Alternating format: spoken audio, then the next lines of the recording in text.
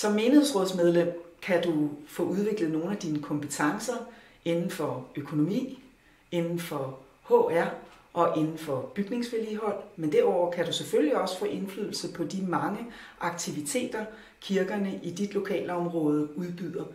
Og hvad er det så kirken kan? Hvad kan den tilbyde dig, og hvad kan den tilbyde det lokalområde, du bor i?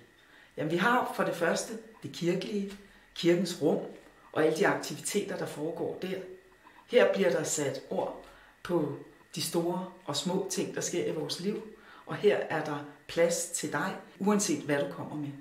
Er du interesseret i det her med menighedsrådsarbejde, så kan du møde op tirsdag den 17. september kl. 19 i den kirke, der er tættest på dig, og der kan du få indflydelse på, hvem der skal sidde i dit menighedsråd. Du kan også selv stille op og være med til at præge det kirkelige liv hos jer.